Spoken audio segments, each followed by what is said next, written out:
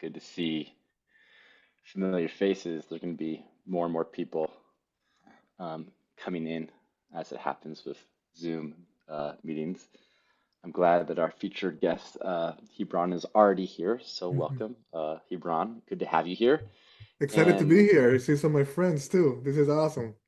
yeah, amazing. Yeah, I see some of my friends too. And welcome to also all the friends I've not met yet.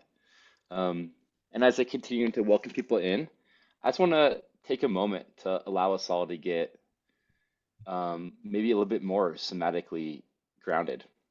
Um, I'm just going to lead a short somatic practice of really finding our center, finding our anchor, finding our dignity, some friends of mine say, from the somatic world. So if you're willing, maybe you're driving, maybe you're sitting somewhere, but I invite you just to feel into your body. Um, yeah, maybe it helps to close your eyes. I'm not going to do that, so I'll keep letting people in. If you want to close your eyes and really just feel down into your somatic experience of being a human in a body right now.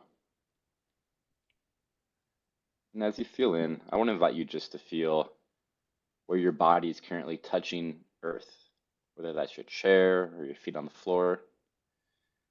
And it's feeling that gentle holding, that feedback, that support, that place of contact. And just taking a few breaths here just to feel that sense of I'm held, I'm supported, I'm connected to the earth, even if it's in my own little home at my computer chair.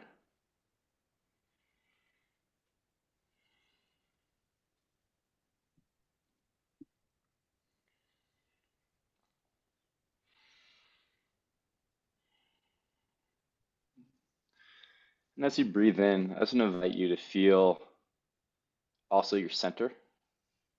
I know it's a little bit below the belly button, between front and back of my like lower belly and spine. That place of like, I'm centered, that connects me to the center of the earth through gravity, to the center of the solar system, to the center of the galaxy. There's actually a gravitational way that our center connects all the way to the start of the universe, that center point,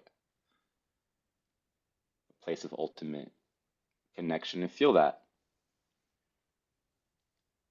And I just invite you to feel also your ancestors, whether they're ones you've known and tended for a long time, or that relationship's unknown or perhaps new. Just feeling there's people at your back who did a lot to bring you here to this life, whose beauty and often pain and heritage we're standing in front of, and who are anchoring us now, which I found is such a big part of the work we're going to dive into. And we're taking another breath here just to feel the dignity of all this and that you showed up here today.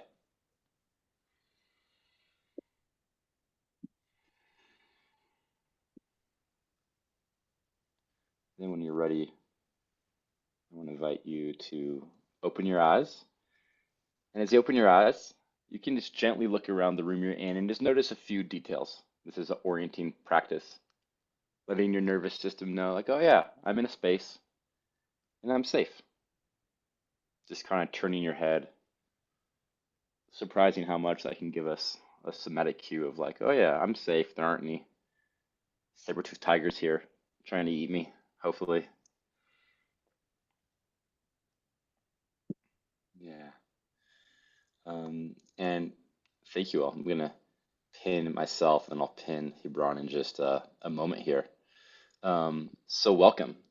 If you signed up for the Fragility to Fortitude talk, you are in the right place. Um, I'm John Wolfstone. Um, I run a Substack called the Regenerative Oracle, and this is the first in hopefully a monthly speaker series. And I'm super excited to welcome our guest here now, and I'll share just a little bit about who he is, and then a little bit about my story with him. And I want to say, just for the kind of framing, we're going to go for about an hour, um, Gibrán and I in dialogue, and then we're going to open it up to questions, and we'd love to hear for like you. We appreciate it if in the meantime you could stay muted, and you're also welcome to use the chat. I'm probably not going to monitor it, so I can stay fully present, but that's a good place just to put a question or a comment or like resonance. I really encourage using emojis, like making this as interactive as possible. And also just to say, I do that semantic grounding with most that I do, but I think it's also especially important as this topic can be quite uh, create a lot of sensation. It's carrying a lot of cultural weight, ancestral weight, and that matters. And we want to welcome that and welcome that first and foremost through that Semitic ground, so we can have more space personally and collectively to really feel and dive into the importance of how we're trying to be with that all in a generative way here. So, with that, I want to welcome our guest. I'm actually just going to pin now, who is Gibrán Rivera. And Gibrán is a teacher, a coach, a guide, a master facilitator deeply rooted in the social movements of our time. He's called by the understanding that we are indeed future ancestors, disheartened by the current discourse and driven by a hunger for better ways of being human together upon this sacred earth. He's also spent decades designing and leading transformational fellowships for networks of leaders across sectors, sustained containers that create the conditions for genuine collective maturation, strategic clarity, and the kind of trust that outlasts any single gathering. Um, he's also what I would say is a initiation guide, which is I think a quality that we share, and he's becoming a friend. So, Gibrán, welcome. Thank you for being here. You are also muted, so you need to unmute. Great. Thank you for inviting me. It's really great to be with you. Yeah. I was Yeah, when you said this was the first one of your sessions, I thought about, this summer, I last summer I brought my son to Puerto Rico to the Bad Bunny residency concert, and it was his first big musical experience. And so I'm like, man, it's too bad. Like it's all downhill from here. It's gonna be decades. So I don't know, man. Maybe you didn't do yourself a favor by bringing the best speaker in the very first session. exactly. Me Yeah, and Bad Bunny, man. oh, thank you for sharing that. And I feel like, we could probably dive in just to unpacking Bad Bunny's Super Bowl halftime show, which if you all haven't caught, was a piece of cultural phenomenon, storytelling, myth weaving, protest that was so beautiful and so sweet that you got to have deeper contact with your son there and hear you. We are living in. That's what I say. The context we are in is that we are in the highest times of collapse that I've ever been in, and that's some of the context. So I want to weave a little bit just of my own story. I have been recording through my AI note taker, but I'm gonna record also natively here, just in case of a double backup. So you're gonna just see this coming on, but it has already been though recorded. And yeah, I want to say my story, Gibrán, of what led me to you is that I've been doing depth guide work, as I think you've called it, rites of passage guiding, wilderness guiding, for the last 15 years. And about 10, 11 years ago, I was in a container where the previous year they had African American student in the container, and that student had ended up leaving because of just some uh, not feeling safe, some just ways that like whiteness and white supremacy were unconsciously playing out, even though these facilitators had every best intent. So the following year, when I was in the container, there was this big pivot to really centering racial justice work. And what I found at that time was that, increasingly as the year went on, this is in the time we were studying a lot of Robin DiAngelo. She wrote a book called White Fragility. She came in to teach, and the work was really held in, for lack of better words, a kind of shame-based white and black, good guy, bad guy way. And it beyond just the necessary tension of especially white folks looking at issues of racial justice and like a huge history of oppression, there was something else about it that just didn't sit right. There was something at a deeper layer. I was like, this isn't quite generative in a way that I think is actually building a bridge.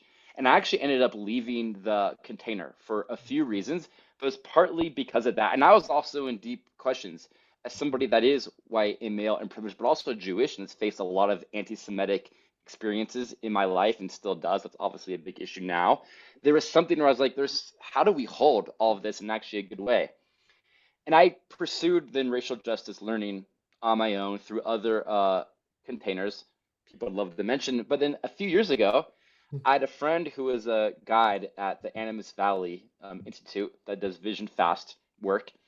And they shared with me this special invite to a container that you and your partner Tuesday were holding around like integrated racial justice work for Depth Guide leaders. And upon reading it, I felt a big yes. And then I sat with you all for some months, really looking at how can we, as mostly white or white passing depth guide leaders, really hold racial justice work in a way of fortitude, a way that is beyond that shame and guilt. And it was a profound experience of healing, of learning, of facing my own personal and collective shadows in a way that also felt like, oh, I am growing as a human being in this journey. So from that positive experience, I felt like, oh, I need to welcome you back and create a larger place for us to share. So that's what's brought us here. So thank you just for all the work you've been doing and you continue to do. And just to kind of kick us off, I want to hear a bit about your own journey coming into this work, you know, and some of the larger context for like we're gonna get into the how and the like how to do this work in a different way, why it's being done in a different way, but why does racial justice work actually matter at an existential level to all of us, no matter who you are at this time? And how did you personally, in your own life story, I guess, come to awareness of being a racial human being and living in a world of oppression in your own journey of like awakening to eventually doing the work in the way that you currently are holding it? Excellent, excellent. Thank you, John. Thank you for speaking of our work. Thank you for welcoming me again, and thank you for the question. Where to start? Let me say something first, which is when you did the somatic centering, you invited us into our dignity. And one of the things that we repeat in our work is you cannot aim to give someone dignity by giving your own dignity away.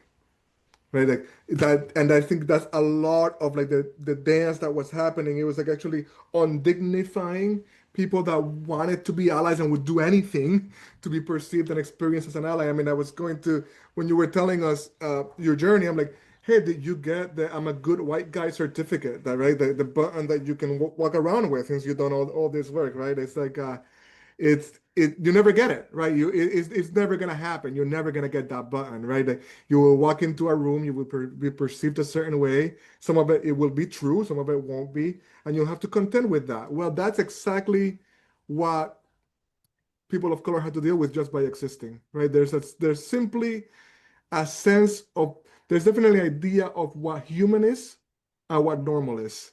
And historically, that has not been, at least in this country and under European domination, that has not been us. And so for me, I grew up in Puerto Rico, and I was in Puerto Rico until I was 12, and I love being in Puerto Rico. I love being Puerto Rican. I still love it. Uh, and I did not experience myself as racialized then, although it's very important to say that there's plenty of racism in Puerto Rico, plenty of anti-blackness. It is an Afro-Latin culture that nevertheless managed to have anti-blackness. So I don't want to deny that in any way. Um, but I felt good there. And however, when you're in Puerto Rico, the question of being a colony is always on, right? Like the idea, like what does sovereignty mean? What does freedom mean? Is everywhere all the time because you are living in a colony. So that kind of imperial uh, the imperial mark was upon me since I remember being conscious about it, you know? And we moved to the mainland United States to Massachusetts when I was 12 years old. And that's when I became a person of color. And I became a person of color pretty much right away. Right away. And immediately we were being seen as less than and as dangerous. And within months of my coming in, I was hauled to a police station. Really. What does a 12-year-old boy need to do at a police station? Right? Like, it makes no sense. It's not something that makes any sense at all. Um, and I needed to make sense out of something that did not make sense. And for me, around the age of 15 or 16, I read the autobiography of Malcolm X. And that was just like, aha, there's something wrong and it's not us. And that was a really empowering uh, posture to take. And so, between being like in a Puerto Rican nationalist household and reading the autobiography of Malcolm X, I was able to carve myself a political identity and a way of making sense of the madness. Now, this way of making sense of it had to do something with my age, but also something with the discourse, was very simplistic. It was very black and white. It was like, we're good, they're bad.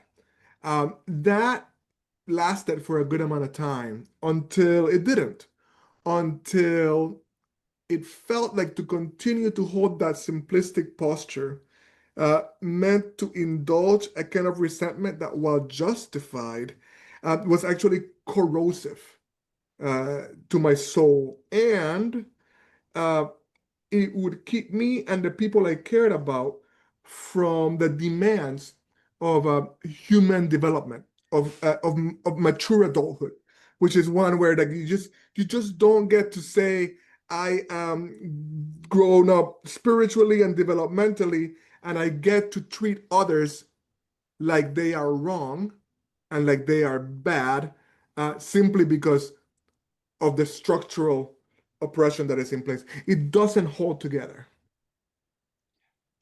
Yeah. Yeah. Yeah, thank you. And I think it's so interesting the way your own journey mirrors kind of the stages of human development, that at this age of adolescence, at this coming of age time, you were really made aware of your identity of difference, which in some ways is actually what that adolescent portal is. It's actually a time to differentiate. Mm. And yet, though, it was happening in this very oppressive way. And you're like, boyhood rite of passage was going to a police station, which is terrible. And yet it sounds like you found a way to really integrate it and step into that first line of differentiation of like black and white thinking. And I don't also want to demonize that or make that wrong, because that is a Right? step Yes. in the journey of human development from the undifferentiated consciousness of childhood, where it's like we are all together in one. And yet, this is a problem, I think, collectively, of like a suspended adolescence that we're caught in that kind Right. of thinking, and then certainly in the racial justice world, because it's such an easy position to take. Because as you said, there is a certain justification for it, and yet though you felt that it was corrosive to your own heart. So what I'm curious about is like, when did you start noticing that this one wasn't working and it was corrosive, and what did you really see not working? And Yeah. you wrote in this beautiful essay that I shared with people prior to the call about this discourse kind of being shaped by therapy culture Yeah. that really indulges this like resentment. So I'd love you to speak to like that, and how did you start to break through to some other understanding of like a different way this could happen that does create and protect dignity? Yeah. That's beautiful. An elaborate question. I would say that the power and the energy um, of indulging and working with that anger uh, was created a lot of momentum, a lot of very powerful momentum, and allowed me and others to work together to build um, strong structures, strong communities. And eventually, what happened was that because our collective stance was so oppositional, um, it became our only posture. And so we would turn it on each other. And at some point, I noticed there was as much energy, if not more, going towards the people that were along with you on the political work of liberation. Um, it felt like more energy was being wasted there than actually confronting structural reality. And I'll say a couple of things about structural reality before we get into the therapy culture and how it all played out piece, which is I actually got a graduate degree in international affairs in diplomacy. And I bring that in because when people look at the things countries do, they want countries to be moral, right? And I would like to live in a moral country. And countries at the international level have to be in this posture of power. Like, who is going?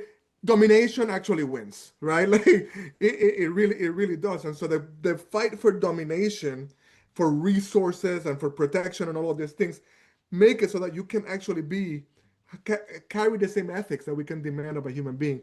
So then it all gets abstracted. And I think at a different level, the same thing happens when we look at everything structurally. Our structural analysis is correct. We live in a society that consistently produces racialized outcomes. And those outcomes are negative for people that are not white, terribly, over and over again. Our institutions, everything is run by white people. You know what I mean? It's just like everything. It's an all pervasive dominant structure. And so I am not in any way pretending that that's not here and that we must do something about it. We have to do something about it. And that is happening at a certain level of abstraction too. Like when we, because the as you know from your work, initiation work, the story goes from the personal to the universal, not the other way around, right? Like, and so when I am meeting you as a white person, if I am stuck at the level of structural analysis and abstraction, if that's the only way I'm looking at you, I'm gonna give myself a pass on the ethics of like what it means to treat you as a human, as another human being, because I have plenty of reason to try and put you in your place and try to correct the structural analysis in a one-on-one exchange with you or an organizational exchange with you. And that's a lot of what was playing out. Again, the urge to heal and solve this is right. It has to be, there needs to be a solution. I'll say one more thing here to get into the therapy culture piece, because there what I got into is the part around kind of I mentioned the abstractions of critical theory, right, merged with therapy culture. And like therapy culture basically developed, and I am all for therapy, but basically developed a strong strand of it to pathologize the human experience. Like hardship is what I'm keeping from you, right? Psychic pain is what I'm trying to extract, right? And the reality is not one of us, there's not a person on this call that cannot that cannot say, oh my God, that terrible thing that I have endured has made me me, right? Has made the best of me. And so there's something there, which is not to say let's therefore give people pain so they can grow. That's not what we're saying, unless of course we're in an initiation ritual where that's what's been requested. But it led to like a demand that all spaces feel comfortable, like the 70 degrees that we all live in all the time. We wanted that in a psychic way, right? And like anything that jarred against that or that stirred up our old wounds felt like an aggression that we could demand was not there. And that is a kind of fragility that is not going to allow us to meet the very real structural, political, and violent reality of a neo-fascist moment. And what I'm hearing in that, and thank you, that's so beautiful, and I have so many questions I want to take it, and I'm gonna try to keep it into the big picture for a bit, but just that fragility, it's not just like a fragility of whiteness, but it's a certain kind of like fragility of the entire underlying paradigm of the like discourse on kind of all like sides of like it's hard to be uncomfortable in this kind of space, and that has been disproportionately placed Yeah. on racialized peoples. And yet, how do we, and this gets a like tricky place, how do we, especially as white people, try to draw it in? And of course, it starts with like self, like how do I create more like space? Um, but I actually want to just pin that and come like back because I think this thing you're speaking to cuts to the core of really, I'd say, like mythos and the type of like Western European dominant mythology that is underpinning whiteness and white supremacy, which is really the and I know my video gets frozen, but I'm still here. Mhm. Which really underpins this culture of abstraction, you know. And I'm thinking of this book that I read years ago called Alphabet versus the Goddess by Leonard Shalane, I think. And really, this way that at the core, what broke was this like cultures of kinship, of like reciprocity, of connection to ancestry and land and place and spirit. And in the absence of that, both the world became interiorized. And I'm thinking of Josh Schry from the Emerald podcast, beautiful episode called "The Revolution Will Not Be Psychologized." So one, it's like yes, all of our problems are internal and your fault, and like let's not feel like pain, and let's abstract these systems and work in these large scale like theories. And that I think when I've seen that in racial justice discourse, and this is where I think the backlash that MAGA and other people have brought against like affirmative action or dear God, people say reverse racism, whatever, is like these ideas of like, well, if we just meet some kind of quota of having enough, brown and black people in like office or in our like spaces, then we've done the work and I can get that good. And it still is working in this abstracted framework of like not really relationship, not kinship, and some metric to hit, a problem to solve. And there's something deeper Yeah. actually at the core break.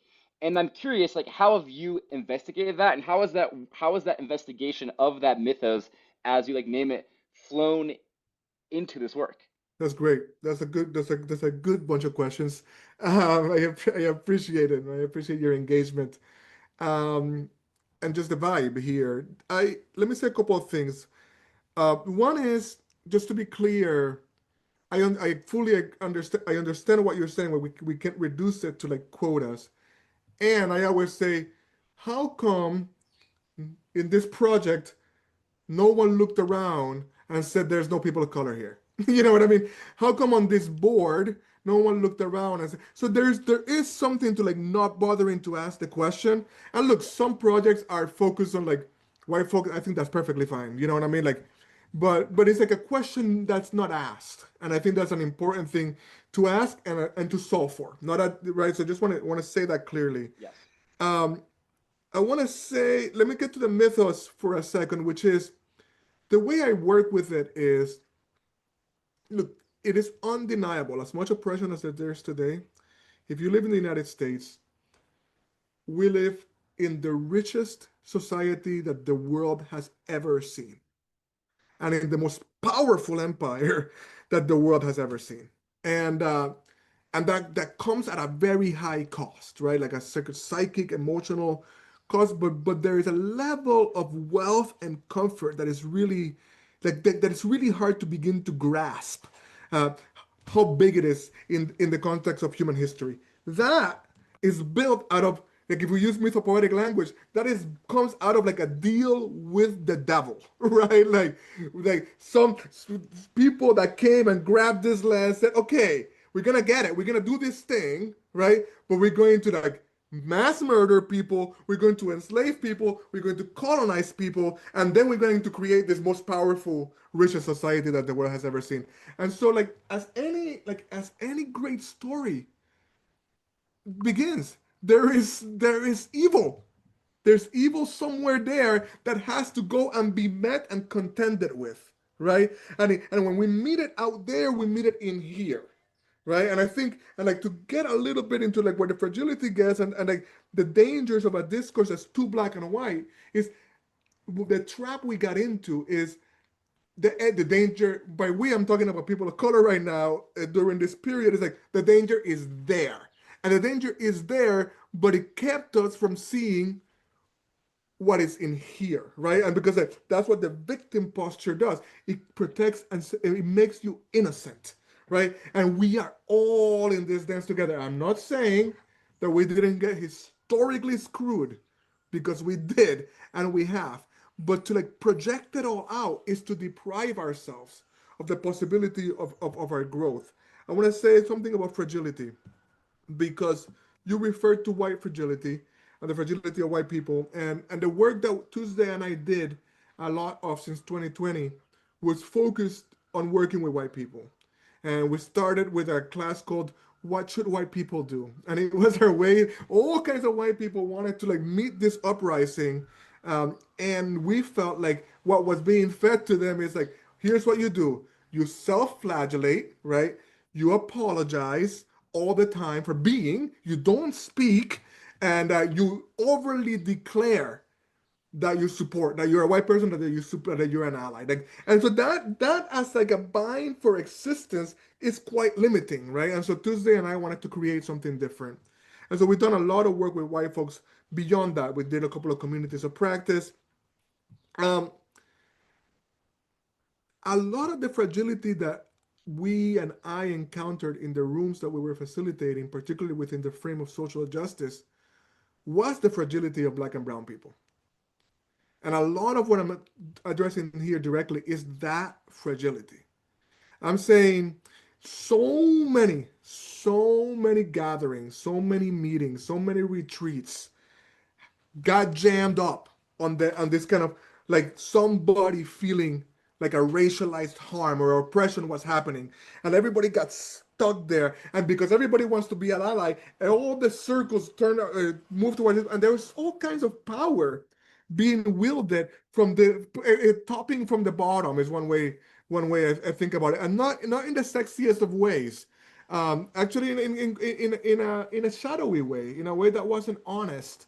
And I get why, when you've been powerless maybe all your life, you get to leverage this thing you're going to. But there's something dishonest about it, and nobody could say it, because to say it was to get marked, right? And so whether you were people of color or not. And so like part of what we're trying to get at is that there's a fragility there. And what I say in the piece, and I come back to over and over again, is a generation ago, we're dealing with dogs and fire hoses. Right now, we're dealing with ICE, mass agents of the state who are armed and rounding up brown people. Like that kind of like my feelings are hurt fragility is not going to cut it for who we all need to be in order to meet this moment. And so the Yeah, question is, who do we need to be and how do we become that? exactly. Yeah, I think that is such the core. Like, how does that journey of maturation actually happen? Um, and I think in that the tricky thing is, and yet people are where they are, and people are on their own developmental journey, and you know, there is a type of psychological and spiritual maturation needed. But if folks aren't there, like, how do we create the space to get there, especially if it's white folks that aren't there, without BIPOC folks being kind of at the whims of the emotional labor, which is a term that's thrown around a lot, of white people doing their work. And that's something I feel I hear a lot in this discourse of like BIPOC people shouldn't be in the realms of like the emotional labor, that maturation of white people. But then at some point, there is the relation. Like, I can work with white people all I want. I can even work with you in a container in practice. And then there's going to be the brass tacks of like, I'm actually in a container, I'm leading, or I'm in with BIPOC folk. And it's like going to be different, and there's going to be learning. So, Yeah, like, how, especially as white people, but also as people of color, people, do we hold yeah. that is like not unnecessary causing harm, but like, yeah, and let's actually take the steps of maturation. That's great. That's great. And it is so layered and so complicated. And the problem is that because we're looking at it at the level of abstraction, we think we think we can make it all work in the room. So there's something very important about the efforts that were happening in those rooms and in these organizations, which was actually no, like the personal is political. We can make it work right here. Like we can structure this little organization in such a way that it exemplifies our values. That's a very powerful thing. The only problem is that the values that were being that it was still abstracted, and by abstracted I mean it wasn't relational. I liked earlier how you talked about so much of what is trying to be remembered, the wisdom that has been lost by modernity, is the ways of reciprocity, the ways of being interconnected. It will be of being in relation, certainly with each other, but certainly with a living planet, right? With trees. I always say all of us, including white people, come from a people, right, that knew that the river has a spirit and the mountain has a spirit. That if when a bird flies above, it means something. That if you talk to a tree and wait long enough to listen, it will speak back to you. Like that kind of reciprocal understanding of being is part of what we're reclaiming, and it's part of what got lost in this effort to make things just by applying abstraction. I will say that one of the things that Tuesday and I determined is that we could go complain about how people were being or not being, right? Um, or we could say, well, why does it bother us so much?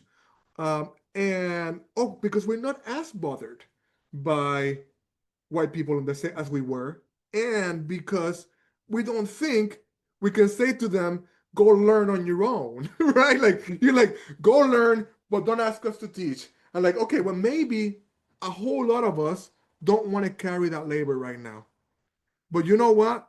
We feel like we can, and so we said to the white folks, "Come, we'll teach you. You get to not know things when we are here. You get to get things wrong. You get to say dumb things. This is a space, right, where we can work on that together." So, but that takes getting somewhere in your own healing journey, right? And you're right, not everybody's there. And so people that are not there should be, to the best of our ability, be protected, though that's never gonna fully happen. When we do something that has the intention of working differently, we start with a high threshold invitation, right? And we say like, look, if you still have the need to have the world adjust itself to your wound, right? Or white folks adjust themselves to the way you're hurting, this might not be the space for you. Which is not to say this is a space where white people get to be unconscious about everything. It just means that we get to meet each other in authentic conversation, where we respect and honor and even uplift each other's dignity. Mm, mm, mhm. Yeah, that's so beautiful. And I love the way I've really been learning from you in receiving your high threshold invitations around even getting out of that wound of scarcity, which is part of that, I think, deal with with the devil that you spoke of, this like scarcity, and therefore I have to kind of tune out and do um evil things, like terrible, harmful things in order to survive, and often towards some moral imperative of like good. Um, there's a whole realm of like existential kink I've been thinking about in this conversation also that we could come to. Um, but in that, I feel like a lot of what we're also circling around is the way that I'd say like victim consciousness has kind of been co like mingled with the desire and the work of creating liberation and racial justice. And I think that's happened on the side of like white people. It's happened on the side of BIPOC folk also. And I think and I've seen in my own life when I'm coming from victim consciousness, it's not a very empowering place. Right. You know, even if I have been wronged, even Yeah. if I'm totally just in the way I was victimized. Yeah. Um, Yet, though, it can feel like a bypass, you know, and you told your own story of waking up and reading the biography of Malcolm X and realizing, oh, wait, like, this actually isn't my fault. Like, there's some fucked up shit, and it actually is kind of like these people to like blame. And yet, it's like the victim consciousness isn't helping. So I think, especially as white people, I've had this happen a lot. I'm in a container, and whether it's like another white person or a black and brown person, you start speaking up, and they're in so much victim. And then I feel so stuck. I'm like, I'm confused. Like, I'm with you, but also this doesn't, I don't think this perspective is leading, but it's not my place to say Yeah, something, or is it? And it's like that place of stuckness, I think, is a core kind of like stagnant place in the wider discourse. And how do you work with that on that's any great. side? That's excellent. And that's the fragility at play, right? That's the fragility. That's what leads to this fragility. And and the fragility is not only individual, it's also like so an important part of my story is that I grew up in a fundamentalist community. And so when I encountered this vibe, um, I felt something. And I really didn't like the way I was feeling. And it was like, oh, wait a minute, this community is being held together by the threat of exile, right? And this is a place where you can say some things and you can't say other words. This is the place where we did say who's good and who is bad, who is in and who is out, and that is continually policed. I grew up that way. And I'm like, here I am in my 30s and 40s. I'm in this again. What happened? And of course, we know that's just how we develop. And like, how do I develop a different relationship with this? I one part of my identity is I'm an altar keeper. I keep an altar for people, and people come here for healing. And in that work, I encounter the worst of the human experience. I meet people of all races that have endured as children unfathomable things, things that human beings are not meant to experience. And yet we do and we have, you know? Um, and I, it's not like if I treat them as victims, there's no healing that becomes possible. That is not to say that I don't hold with utmost care and compassion what has happened, you know? And in some cases, there are some people who refuse to see how they've been hurt, right? And so in that case, you're like, no, no, no, wait a minute. No, actually, no, that was bad, you know? So we first gotta get together. That was bad. I know it worked out. I know you're doing well. No, no, that was bad. We gotta look at that, right? So there's that too. Like there's something, no, there's something wrong happened that should not have happened to you. So then in that case, it's sometimes lifting up the victim is essential. But we know that to like help support somebody's development and growth and healing, what we look for is their wholeness, right? And so when we are in space together, and part of our identity, a part of the identity that coheres is like we have been hurt in the same way. That is important for the development of a political stance that says this is happening, and it shouldn't, but it is dangerous, right? If like because then we need to keep upholding that. We Exactly. attach to it. I say trauma is something. What's wrong with the trauma discourse is like trauma goes from something that we're meant to heal from and grow from, right? Post-traumatic growth is the thing we're aiming for here. Um, to something we have to rock. Because if I can rock my trauma or my oppressed identity and it gives me leverage in certain spaces, then I have no incentive to drop it, even if it's keeping me small. Yeah, that's so beautiful. And I think that recognition of the co-healing ground that this work is, no matter who we are, and that's part of going back to the like existential why of this work. Because even as a white person, beyond just that this is going to create a better world, a more just world, a world that is healthier for me to be in, my children to be in, for you to be in, there's also a way this work is healing.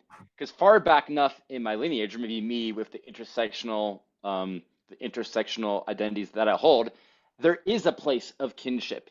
Even if there is extreme difference right now in the privilege and the experience I have, there's also at least ancestrally a place of kinship I can find that is part of like how this all came to be, where there is a co-healing ground that can happen.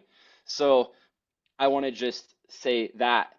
And I want to say, in my own journey the past few years, and this is kind of like an example metaphor, almost, I've had to do a lot of work around my being with the war, the genocide in Gaza, specifically as a Jewish man in America happening in my name. And that caused me to come around again to my own work with the Holocaust, which some of my direct ancestors were brutally murdered in. And this way where something broke through for like me Hmm. around a victimhood piece. And it's so tricky. This is so complex, but like that's so fucking horrible, the Holocaust, what's happening in Gaza. But when I was relating to even my own ancestors as purely victims, there was something being missed. And then there was this place of recognizing, okay, like this is fucked up what's happening in Hmm. Gaza, and I want to do something about it. But if Hmm. I'm relating to the people in Gaza just as victims, there's like something lacking dignity there. It's kind of still that like, oh, like poor like you're victimized. How can I? It's like there's a different point of contact. Yeah. I saw wanting to be made, and it's hard to even put words, but it's kind of like wow, human being, like fuck, Yeah. and like how are you with this, and how can I be with you in this, and like there's a more of a humility, I dare say, in it, and I'm just curious, like what kind of contact have you seen being made in the interracial groups that you've like worked in?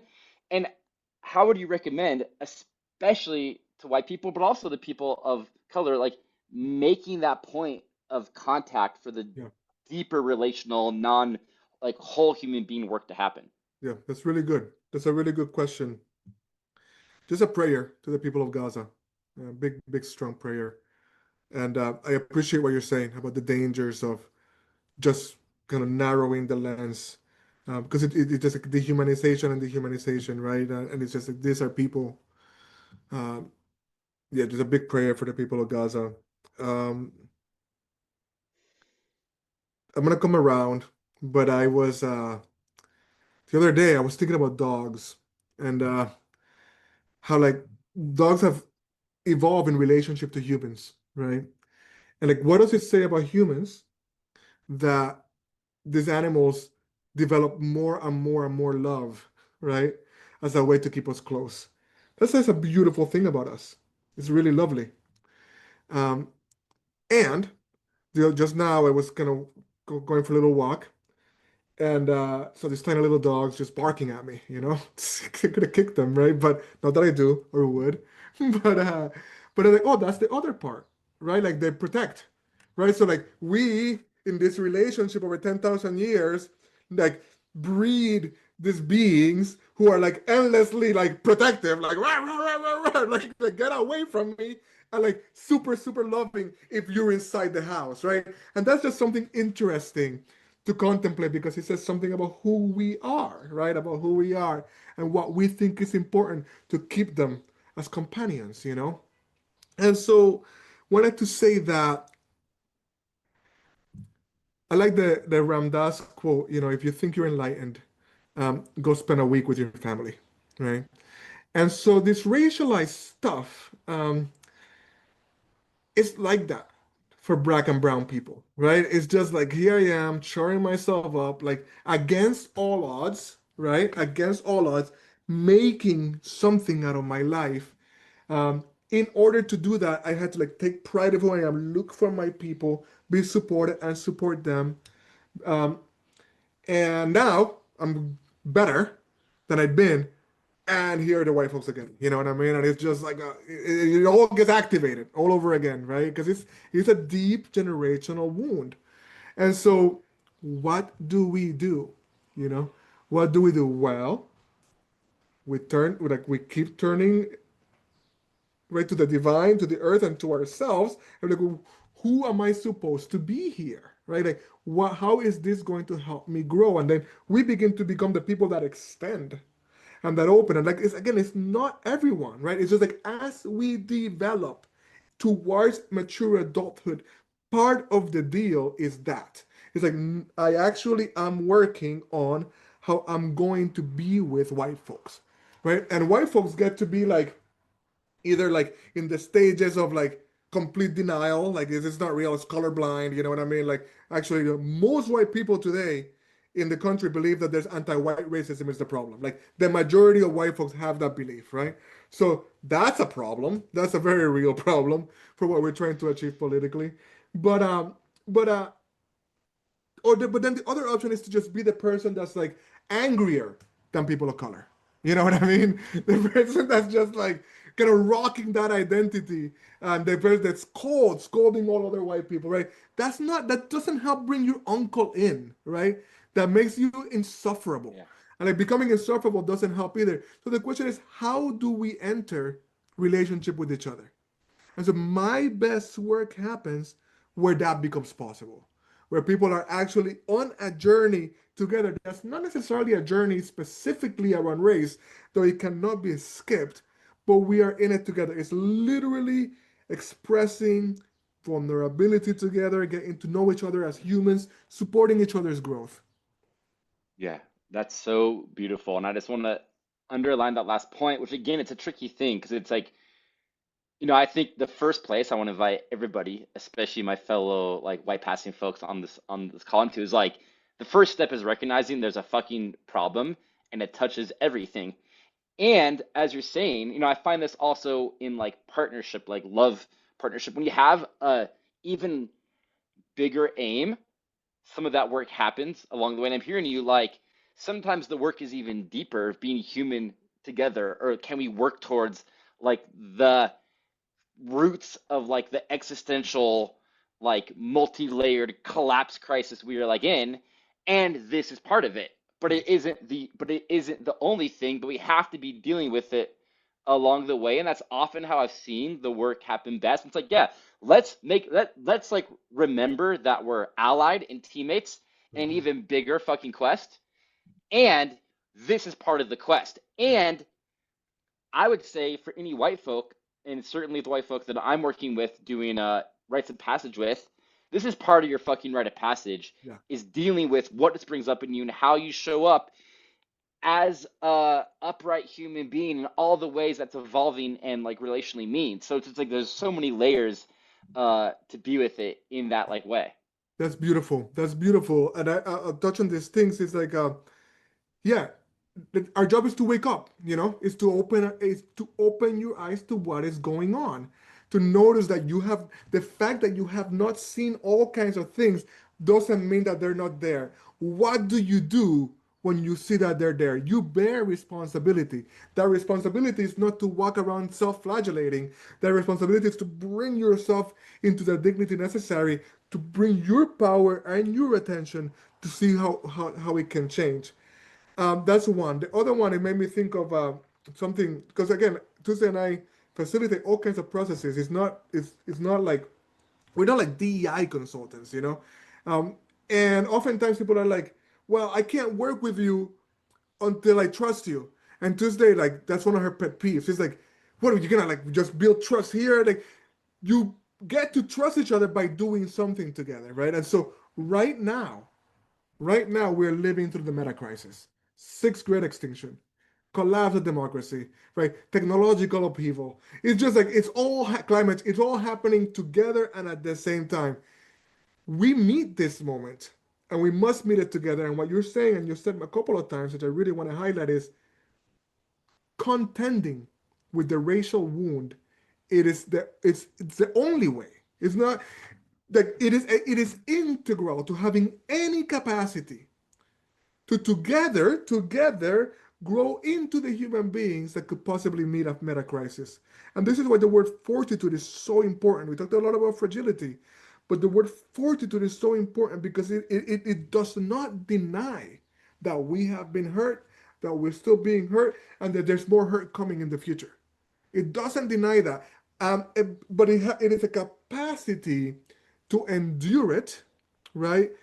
To accept the things that we cannot change and then to change the things that we can, cultivating the wisdom to know the difference. Is that we are enduring towards something, right? And so in that process means we become strong. And we become strong means I'm not going to collapse. You're not going to collapse when the hundredth person calls you a racist before they know much about you because you said something that you shouldn't have said, or they believe you shouldn't have said, or you have a different code of language, right? And I'm not going to collapse when the next white person says something dumb. You know what I mean? Like it's just not. It's not. It cannot be. We can't collapse so easily because shit is collapsing already. And so I think a question one is like deepening into like, so what are the elements of that like fortitude? And I think this can kind of it can get sometimes into line of like this is the checklist of what to do, especially as a like white person. And there actually are tools, although the fundament, I think it's like relational and born from that capacity to feel resource and feel feelings and move through them, Yeah. which is for me like what grief work is. And I want to say like for me as an example, as a white person who's holding a lot of containers, holding right now a platform, what are ways I can support, that people here listening can support, uh, creating spaces of fortitude or cultures. That word culture is so important because that kind of is like a self-generating thing. It has that regenerative quality that really generate more fortitude. Like, Yeah. how is that created? I know there isn't like a one set answer, Yeah, but yeah, like, no, this what is are, good. It's well, the first thing is knowing that that's what we're aiming for, right? Like knowing that that's like getting really curious as to what fortitude is and what it looks like, and knowing we're aiming for it. Getting to know elders, and not every elder, but you don't get to you get people you might get old, but you don't get to elder if you have not developed fortitude. Hey, an elder carries the wisdom on the other side of grief. An elder knows that the heart is going to break over and over again, and they know that they're still here, right? And they're still capable of love, right? And they're still capable of service. That is the kind of fortitude we want to know. You want to know the elders of color, right? Who have you want to know abuelas specifically, right? You like that's fortitude. Um, and so they know that we're aiming for that. So there's something, I'll say something funny, um, and I only say it half joking, like give some room to the Gen Xers around you, right? That were around before helicopter parenting, because there's so much of this therapy culture that comes literally out of helicopter parenting, right? Like the idea that somebody can keep me safe at all times. And when I don't feel safe, it's somebody else's fault and somebody else's problem. Right? Like we are saying, nope, that's never been true for any human being anywhere on this earth at any moment. Nobody has experienced absolute safety, right? So what does it take to become the people that have the fortitude, the strength, the inner spiritual strength, right? And the capacity to meet the challenge of our times and to do so together. So aiming for it, I think, is key. Knowing that that's kind of what we want to grow into. It's okay if you're not there, right? Because the last thing I want to say is that becoming the next slur. Oh, you lack fortitude, right? When somebody's crying, somebody's hurting. No, like that's not it either, right? But actually, those tears, do they have something to show to teach their space? Let's find out. Or do they fit a pattern where we all tend to get stuck, right? And how do we move away from that while also showing care? yeah. Yeah, I mean, can I ask you a kind of pointed question in this? Just to get down, this is we're so deep, I think, in this like work, and I feel like and I wanted after this, I'll say I want to open it up, and there's been so many beautiful comments in the chat, and I'm seeing Mhm. Mark and other like friends of mine, friends of yours, and I want to hear from you all. And this last question, just to kind of put a point in it, because it's like we're in this time when DEI is being like uh, devastated or like uprooted. When you said that why people think the biggest problem is like anti-white racism, which is not really a thing, but apparently thinks it's a thing. And, we live in a time when there's really been this backlash to wokeism. And so my pointed question would be, as anybody, when you see this culture of like woke happening in a Mhm. way that's not generative, even though the aim is towards perhaps more justice, like how to relate with like that? Like, do Yeah, we name it? Do we call like what? Because that's something I carry a lot. Where yeah, I start tuning out yeah, honestly in like woke spaces now. But I'm like, but we're on the same team, and I don't like that yeah. I'm tuning out. And so like, just yeah, that point, like, Yeah, what to do? that's a great question. That's a great question, and I'm gonna come to it this way. I'll say first, if you see the nature of the backlash, at least at the MAGA level, right? What the efforts are. right? Like the expulsion of migrants, the changing of name of like monumental places, the changing of names, like all of it has such like a regressive, racist, patriarchal tenor, right? What that tells you, like, if I say what it means to make it great again is to reestablish these things, right? That tells us that this quote unquote woke people that we are questioning right now are onto something, right? Because the backlash is like, no, no, no, no, no, no. We believe in this. We want this, right? So let's be clear about that. And like, look, I have struggled with wokeness, and I have been on a long journey in my relationship to it. And I also like struggle with even using the term right now because it has been weaponized by the right, and I don't want to Yeah. feed that. But for our purposes right now, I think it's like what does the question go like?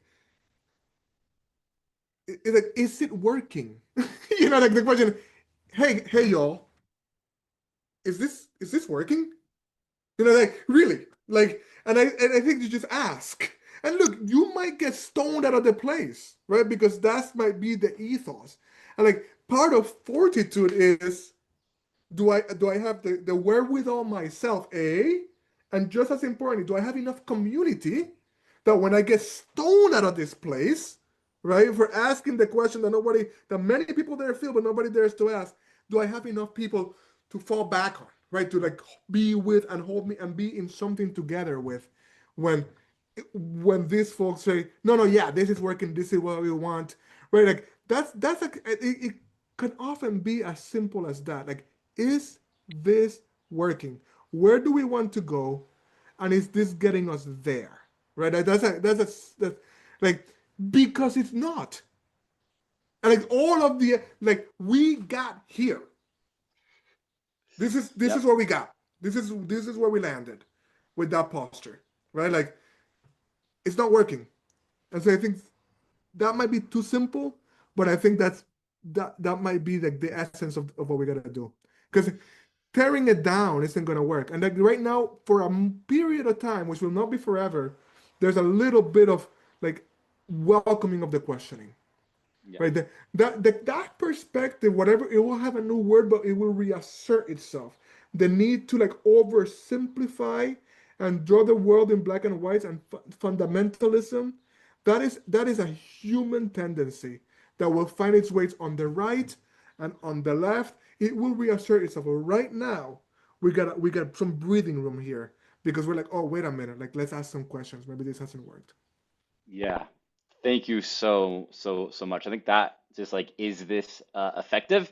And I think there's this place in the meta crisis where like our deepest longings can actually meet.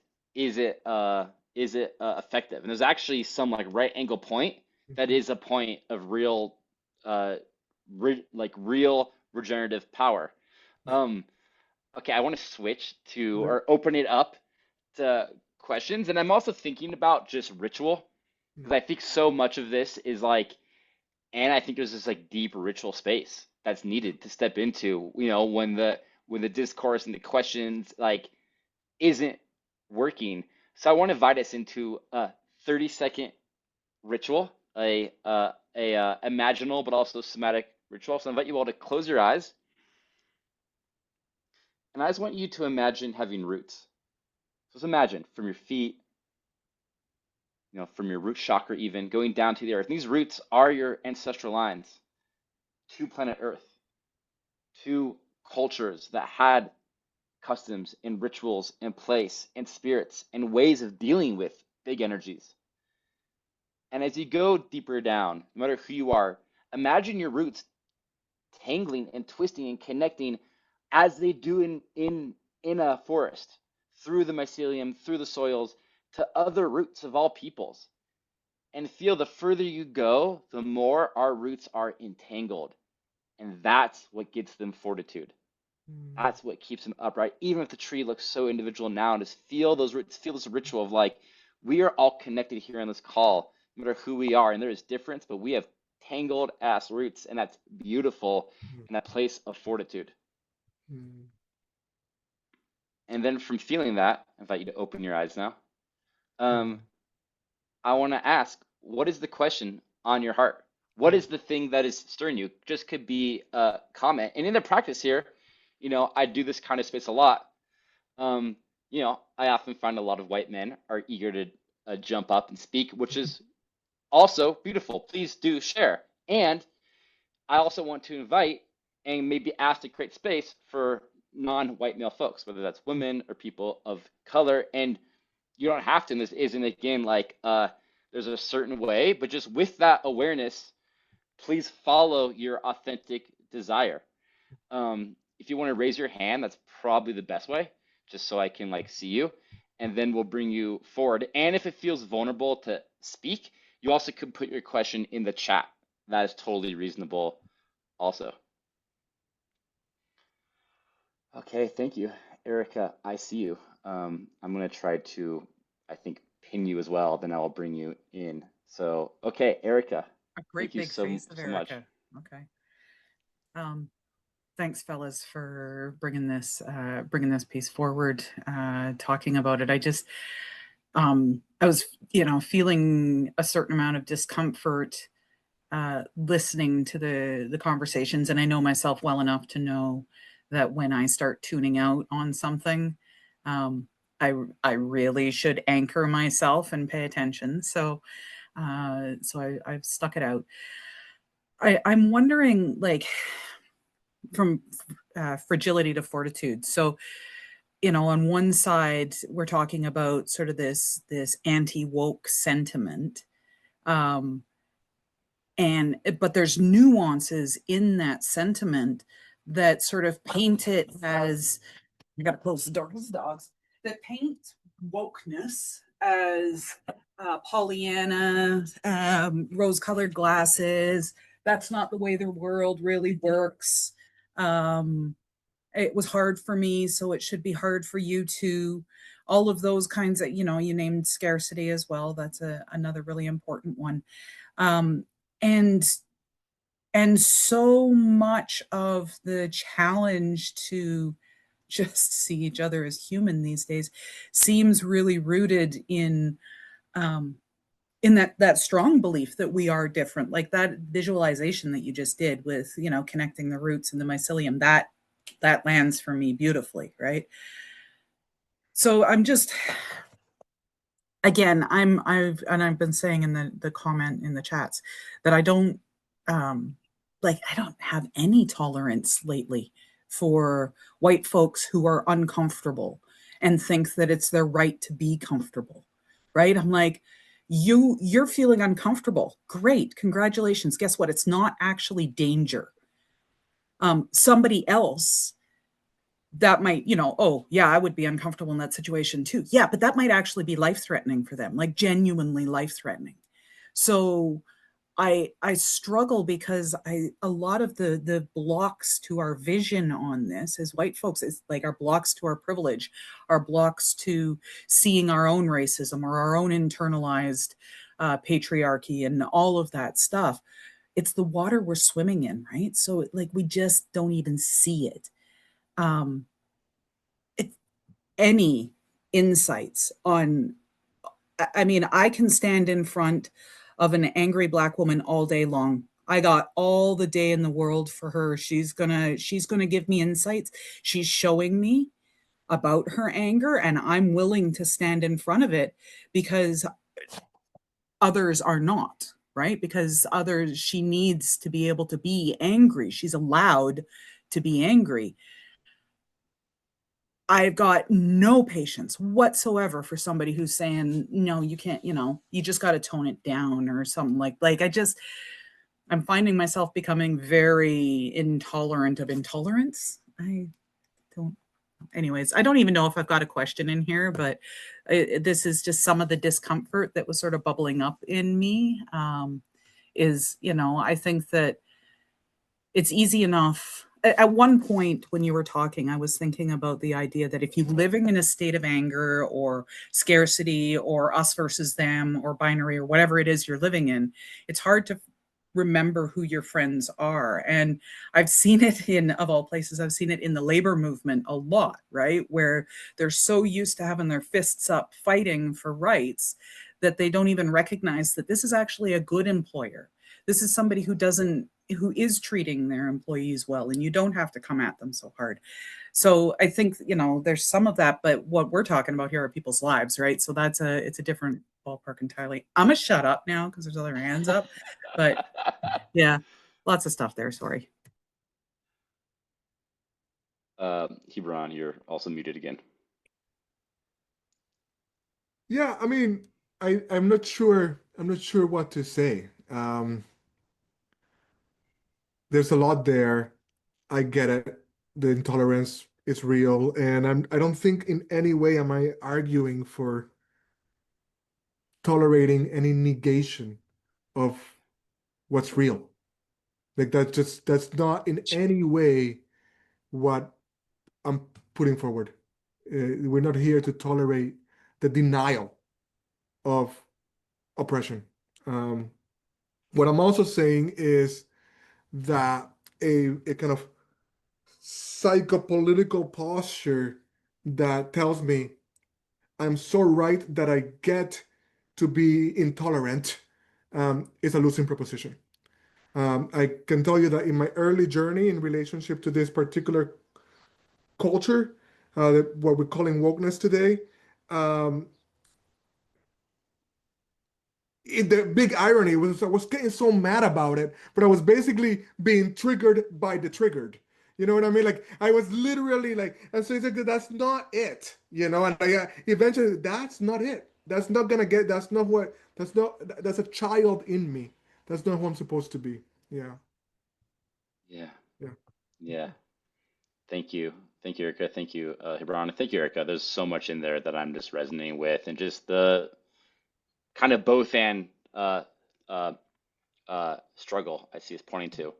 I'm going to try a different system where I do a multi-speaker galaxy. So I'm going to remove your pins, and then Yeah. this should work. And okay, Raven and Misa, I see you. And I just actually want to check in with Veto. I'm not sure exactly how to say your names. Please forgive me because I saw you raise your hand and I saw you put it down, and that always gets me really curious.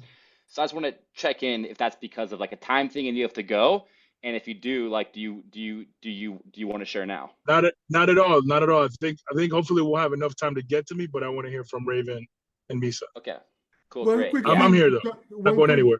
facilitation thing here, John, is the multi-speaker view. People have to select it on their own screen. So just Oh, inviting people is a good idea to do it. That way we can be together, the small group okay, and the large group. Yeah. So just hit great. multi-speaker on the right of your screen. Thank you so much. Yeah, Yeah. I'm still ever learning Zoom. Okay, Raven, I saw your hand go up, and then Misa will get to you, and we'll come back to Veto after. Yeah, thanks so much for this. And Gibrán, I so love the meta story, like sharing the actual like skeleton key of what the dynamic has been over the millennia. Does the printer work yet? Yeah. Of how this country got to where it is, and through the actual evil. Like it's like the more we can kind of see that meta shape, I think it does something. And I so appreciate that. And whenever I hear and read things that point to that. And then the other thing I wanted to share is I've been obsessed with NVC, nonviolent communication lately. It's like game changer for me to see how the Western civilization has been totally mind framed around violence and around criticism and around othering and around blame and around domination, around power, and like to kind of reframe back to needs feels so wildly empowering, which I think points to, or two, you're kind of like getting out of the victim mentality. And I know as one who's been working with the patriarchy as my like my entire life, and we had this conversation. Um, yeah, why I'm loving NVC, I think too, is that there's like clear reframes, clear practices, and I'm like hungry for those, like in anti-racism work, and like what are some major reframes and like kind of tools and ways, so it can be kind of like pattern work. Yeah, that's a great question, an important one. Um, I have a thought to share about it. Something that you said when you were meta is my son when he was little. uh, we watched like endless episodes of Naruto, which is a Japanese anime, and Naruto has like this beast inside him that the people put there. You know what I mean? And anyway, over time, he's gotta like the beast takes over, gives him power. Eventually, he's gotta befriend the beast, right? Like eventually, there's something there that has to happen. I think when we look at when we look at the darkness, right? When we look at this deal with the devil that we've made. Um, I hear what you're asking for, and I don't think I'm going to give you a fully satisfactory answer, but I will say this.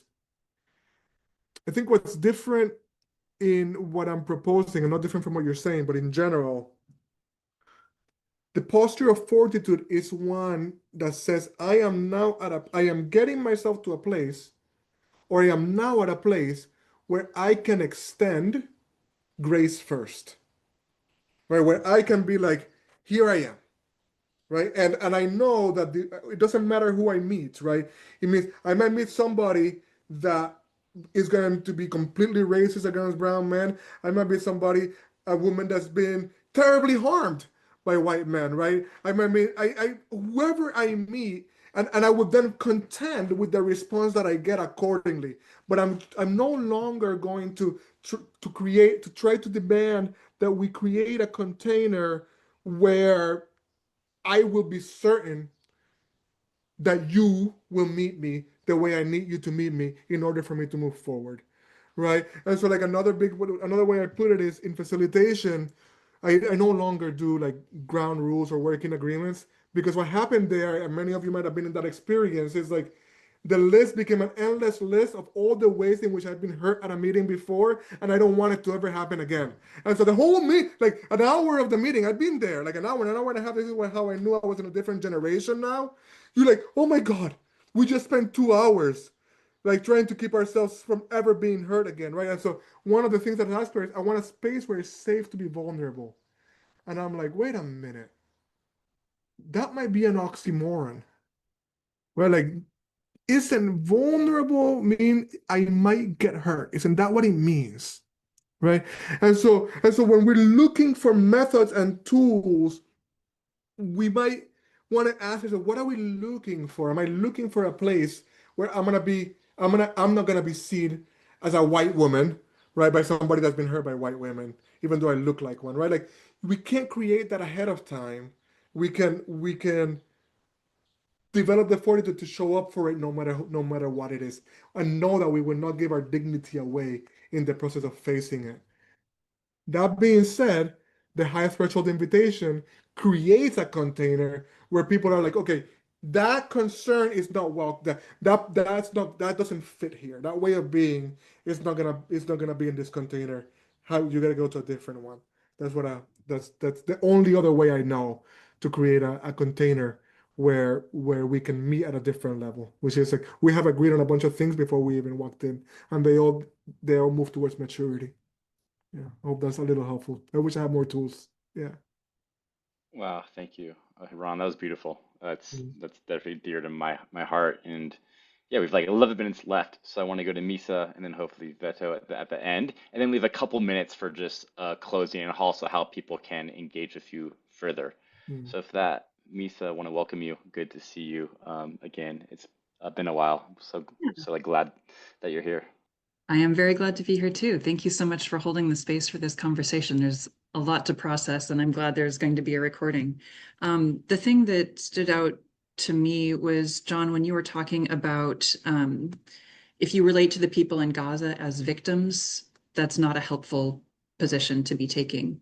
And that resonated with me because of a parallel situation, so not a case of race.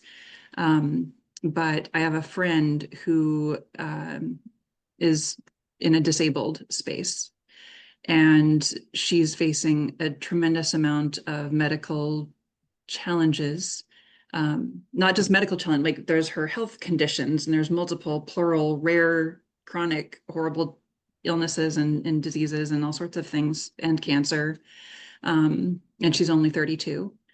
And just because she's in the hospital so much, the medical community that she has access to has labeled her as a difficult patient and uncooperative. And,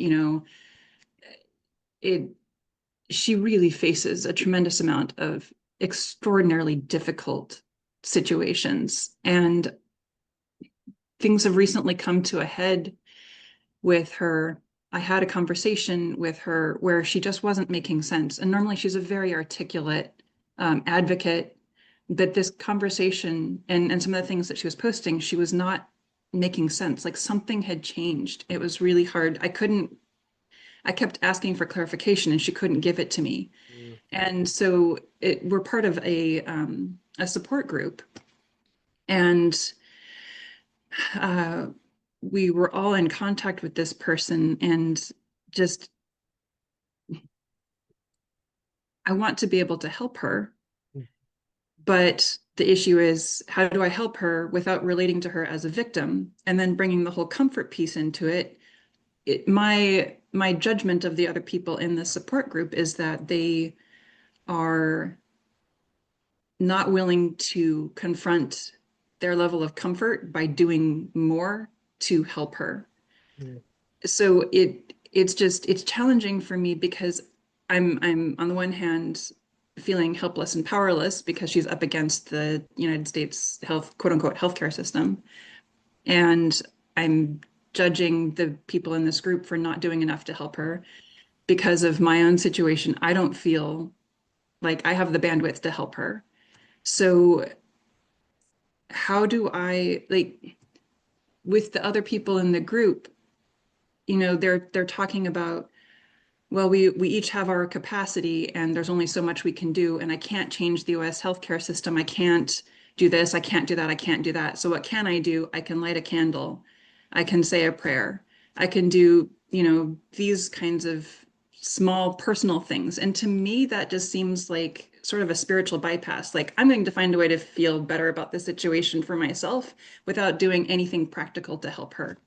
And so I'm really struggling with my anger about the situation as a whole, the discrimination that this person is facing, but then also what appears to me to be an unwillingness to confront the discomfort of doing something more active and just taking steps to feel personally better about the situation and calling that help. Yeah. So, like, what can we do in situations like this, regardless of, whether it's disability or race or whatever? Yeah. Powerful. Thank you for the care. Just to say, and I agree that spiritual bypassing is a real thing, but just to say very clearly, always game for lighting candles and saying prayers. Um, I think makes me think of like the DEI wave that came in after 2020, right? And basically, the way things panned out, corporate actors were able to jump into a game and kind of wash themselves through DEI programs, and then as soon as politics changed, it all went away, um, because none of it was deep enough or real enough. Um, and so like meeting, I think your impulse for real action that takes us out of our comfort zone is really the only way forward. Right? Like there's no meeting this moment and everything and keeping all our lives exactly as they are. Like it because our lives our lives are not going to stay as they are. I mean, if like some of us that are older might hang in there a little bit, but certainly we care for our children, no? Like it's like shit is hitting the fan. Things are real, and I think taking concrete action is what we must do. At the same time, and here's where we get into a quandary.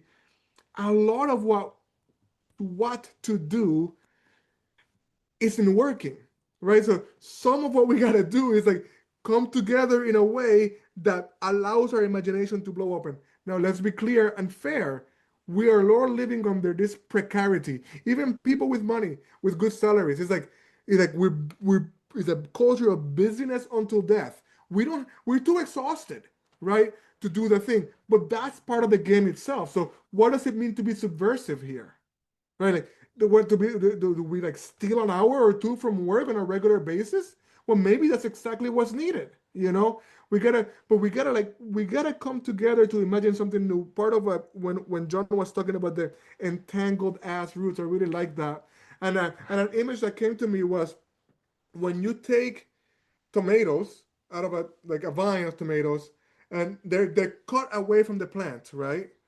But when they're separated, they go bad quicker than when they're together, even if they're already away from the root plants, right? They're separate, they're on your table.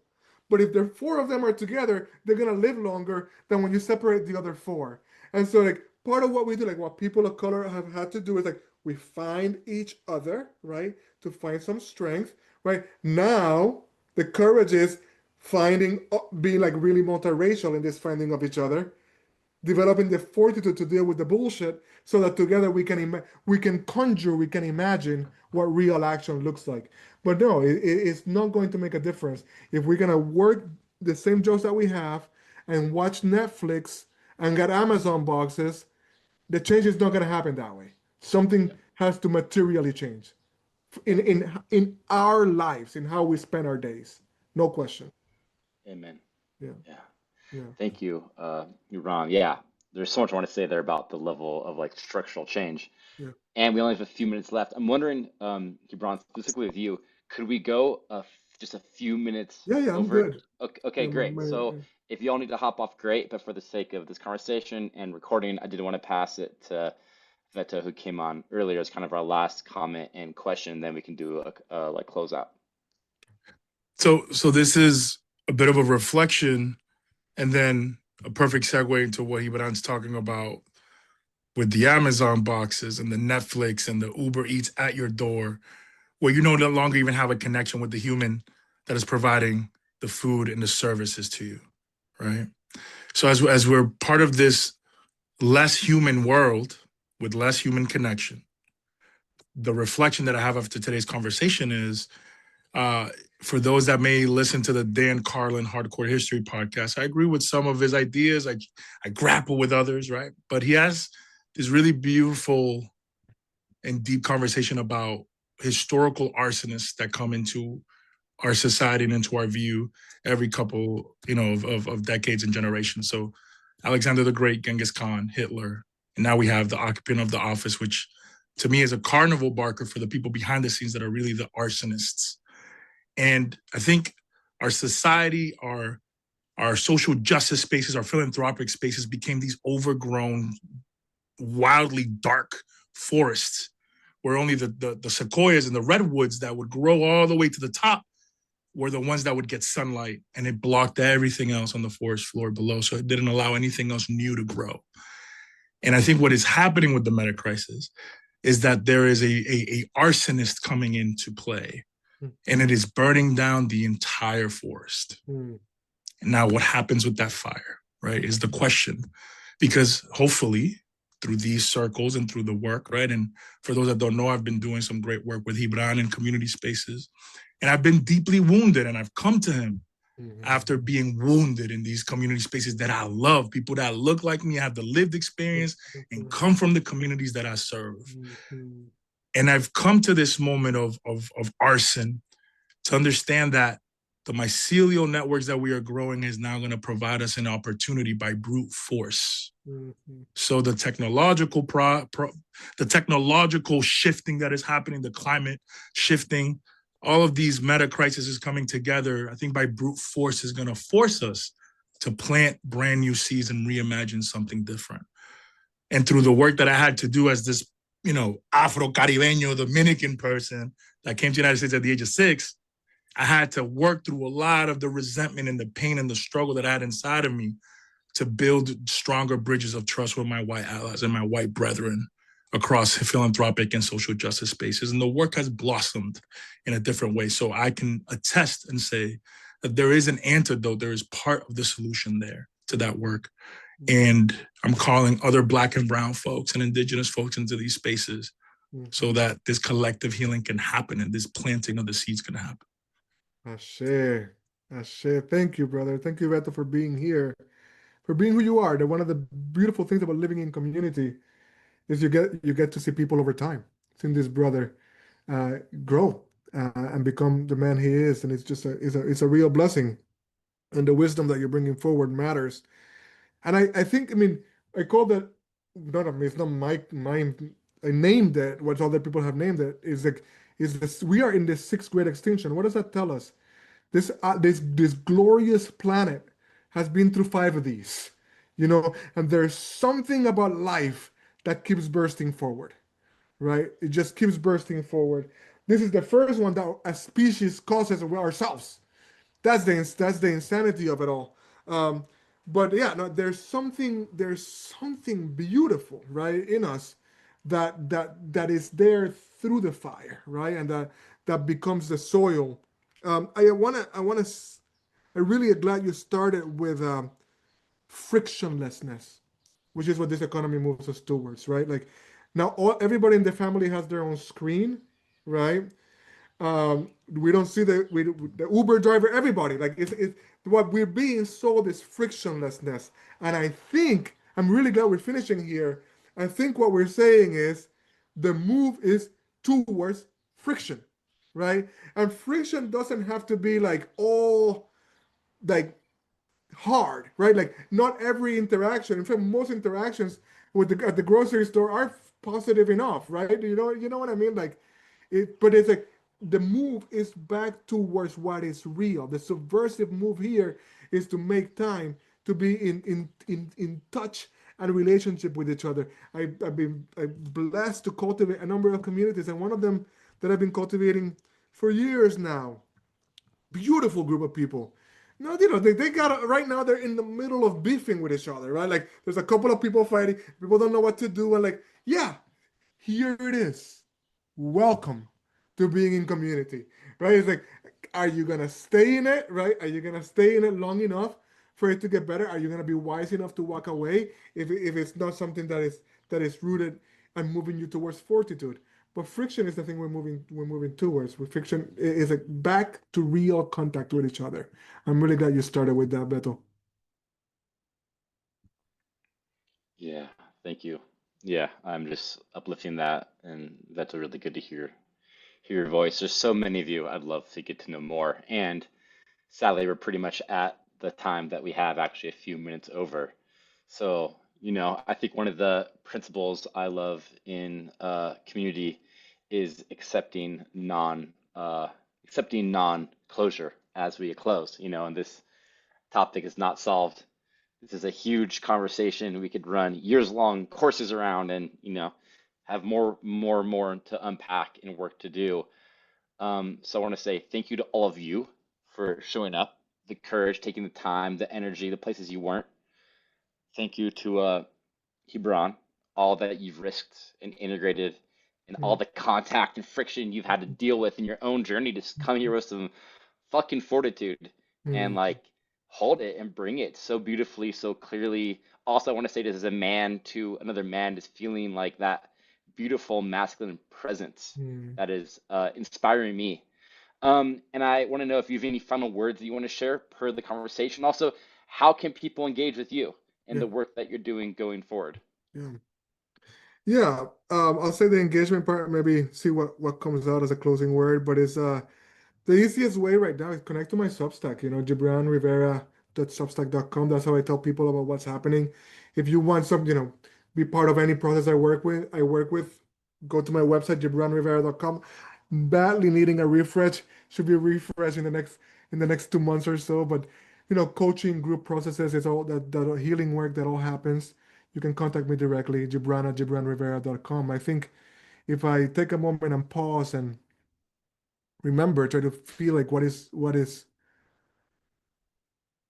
matters most is that we are human beings, we are animals between earth and sky, between ancestors and descendants, and that our role here as the keepers of the fire that has been handed to us is to consider what is essential and what is most important about how to be human beings together in this world so that we can transmit it to the children that are to come. That's it. That's the sacred role over and over again.